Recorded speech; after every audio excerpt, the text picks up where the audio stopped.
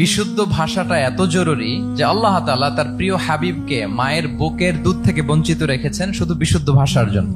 একজন মানুষ সর্বপ্রথম কোন জিনিসের প্রেমে পড়ে জানেন? কথার প্রেমে পড়ে। কথার ধরন, কণ্ঠস্বর, তার অ্যাটিটিউড, তার শব্দের জাদু, এটা মানুষের হৃদয়কে জয় করে ফেলে। তো রাসূল সাল্লাল্লাহু আলাইহি ওয়াসাল্লামের এই এলোকোয়েন্স ছিল। তিনি বলতেন আল্লাহ তাআলা আমাকে সর্বমর্ম বাচন ভঙ্গির অধিকারী করেছেন। মানে উনি যেটা বলতেন এটা ছিল very precise in wording but comprehensive in meaning. এটার যে দোতনা, এটার যে appeal to the heart of the people, to the heart of the listener, এটা অসাধারণ। মানুষের হৃদয়কে জয় করে ফেলতো। আল্লাহু আকবার। তিনি এমন ভাবে কথা বলতেন, কথার মাঝখানে পজ দিতেন, মানে একটু থামতেন যাতে করে শ্রোতারা বুঝতে পারে। এত চমৎকার করে ওনার প্রেজেন্টেশন ছিল, বক্তব্য মালাগুলো ছিল, ফলে যারা শুনতেছে ইজিলি মুখস্থ করে ফেলতে পারত। রাসূল সাল্লাল্লাহু আলাইহি ওয়াসাল্লামের সবচাইতে বড় ভাষণটি ছিল বিদায় হজের ভাষণ, খুব সম্ভবত। ওই ভাষণের টেক্সট গুলোকে যদি একসাথে করা হয়, আমার মনে হয় 10 মিনিটের বেশি লাগবে না ওই টেক্সট গুলো পড়তে। তার মানে সবচাইতে বড় যে ভাষণ ওনার, ওটা কত ছিল? 10 থেকে 12 মিনিটের ভাষণ ছিল। আমরা তো ঘন্টার পর ঘন্টা বক্তব্য করি, তারপরেও তো আমরা মানুষের মনকে খুশি করতে পারি না। উনি সেই যে 1400 বছর আগে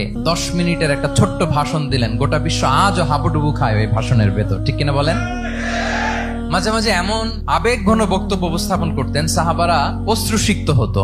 আবার যুদ্ধের ময়দানে যখন কমান্ড করতেন তখন তিনি রেগে যেতেন। উঁচু কণ্ঠে তিনি কথা বলতেন, মনে হচ্ছে একজন সেনাবাহিনীর কমান্ডার তার ব্যাটালিয়নকে কমান্ড করছেন। আল্লাহু আকবার।